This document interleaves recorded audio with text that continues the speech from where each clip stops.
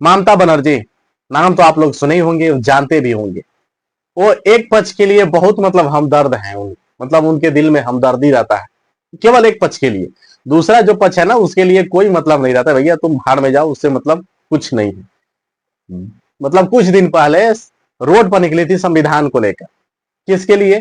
कि S I R समझ रहे हैं आप लोग? बहुत लोग से लोगों को नहीं पता है कि SIR का मतलब क्या है। अगर आप सामान्य भाषा में समझना चाहते हैं तो इसका है कि वोटर लिस्ट में वेरिफिकेशन, एकदम साधारण भाषा में आप यही समझिए। वोटर लिस्ट में वेरिफिकेशन किसके आधार पर? कि 2002 के आधार पर। 2002 में जितने लोगों का नाम था, जितने लोगों का, उसी नाम के आधार पर इस टाइम जितने लोग हैं, केवल वही लोग भारतीय निवासी हैं, और जिनका नाम नहीं मैच हो रहा है या उनके पिता का नाम नहीं है, वो लोग भारतीय नहीं है। सरकार की यह सीधा तौर पर कहना है। अब चूंकि ये बात क्यों आ रही है कि पिछले 2 या दशक में या 3 दशक में जब शुरुआत जब हुआ था वोटर लिस्ट के, अगर पहले के दशक वाला देखा जाए तो लगभग 4 करोड़ 4.58 करोड़ लोगों का उस समय नाम था, मतलब इतने लोगों का नाम था, ठीक है। लेकिन फिलहाल में क्या हुआ है कि करीब 7.86 लगभग हो चुका है, नहीं 77 है, यहाँ पर 7.77 करोड़, ठीक है। 77 करोड़ नाम जुड़ चुका है मात्र 2 ही दशक में। 2 दशक का मतलब कि 5 से 10 साल, इतना नाम अधिक जुड़ चुका है। यानी कि अगर इससे कंपेयर करेंगे तो लगभग 2 करोड़ से कुछ प्लस, ठीक है, 2 करोड़ कुछ दशमलव हो सकता है, उतना नाम अधिक जोड़ा गया है। और ये जो नाम जोड़ा गया है, इनके आधार पर अगर जो मैच किया जा रहा है, इनके नामों में 2002 के लिस्ट के नाम से मैच किया जा रहा है कि भाई इनके खर खानदान है या फिर इनके बच्चे हैं, तो भैया उसमें केवल केवल मात्र केवल 5 करोड़ लोग ऐसे हैं जो वोटर लिस्ट में थे ही नहीं उस टाइम पर। 2002 के अनुसार 5 करोड़ लोगों का मतलब नाम ही नहीं है, गायब है वो लोग। अब ये तो एक संख्या ये हो गई, दूसरी संख्या ये हो गई, तीसरी संख्या में 5 करोड़ गायब हो चुके हैं, इतने मतलब 2002 के लिस्ट वोटर लिस्ट के अनुसार। मतलब कि इतने दिनों में, 23 सालों में इतना जोड़ा गया है ना वोटर लिस्ट में कि उसका कोई लिमिट नहीं था।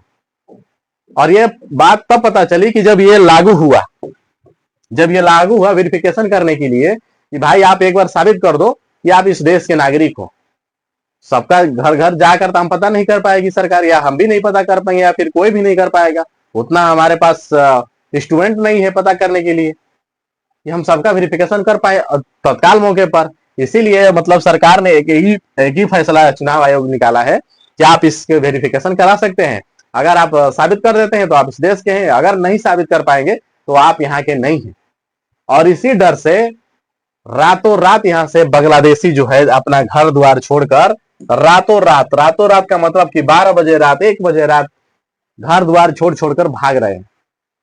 बांग्लादेश के जितने घुसपैठी थे सब भाग रहे हैं। उसके बाद से अब क्या हुआ, इसीलिए ममता बनर्जी ने रोड पर निकली थी कि भाई इन लोगों को रखा जाए, ये लोग मेरे वोट बैंक हैं, और ये लोग चले जाएंगे तो फिर मैं अगला चुनाव नहीं जीत पाऊंगी। और यही डर था, ठीक है। इसी के चलते वो लोग सड़क पर आए थे और इसीलिए इसका विरोध कर रहे थे कि अगर ये चीज लागू होगा तो कहीं ना कहीं बहुत भारी नुकसान होगा वोटर का।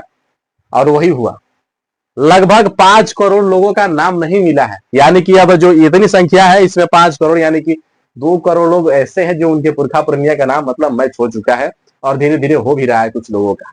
लेकिन जिनको लगा कि भैया हम इस देश के नहीं है, लगा नहीं, जिनको पता है कि मैं इस देश का नहीं हूं, वो यहाँ से धीरे धीरे मतलब खाली कर रहे हैं। ये है बांग्लादेशी जितने हैं यहाँ पर रह रहे थे। ये महिला है टाइम नाउ जो है नव भारत, इनके द्वारा रिपोर्ट किया गया है। वहां पर कुछ ही घंटे पहले लोग रहते थे, यानी कि 8-10 घंटा पहले रहते थे, और जैसे ही रात हुआ सभी लोग वहां से भाग गए। मतलब पूरा कॉलोनी खत्म हो गया वहां से, वहां के एक भी मतलब व्यक्ति नहीं है, सामान वैसे ही सब कुछ पड़ा हुआ है, लोग अपना छोड़ कर भाग गए। अगर ये लोग यहाँ के होते तो शायद रहते ना, ये लोग बांग्लादेशी थे और ये लोग भाग रहे हैं। पश्चिम बंगाल में जैसे ये लागू शुरू होते ही अवैध घुसपैठियों में हलबली मच गई, और जितने थे सारे भाग गए यहाँ से। अभी कुछ पटाए हुए हैं, हो सके कुछ अपना बना लिए होंगे, या फिर बहुत पहले से आ चुके होंगे तो वो तो रह जाएंगे। लेकिन जिस व्यक्ति का इसमें अगर 2002 वोटर लिस्ट के अनुसार अगर उसका नाम मैच नहीं होता है या फिर उसके पिता का उसके माता का नाम नहीं आता है तो कहीं ना कहीं उसको घुसपैठिया साबित कर दिया जाएगा और उन लोगों को यहाँ से निकाला भी जाएगा जबरदस्ती। हो सकता है ऐसी सरकार कदम उठा सकती है।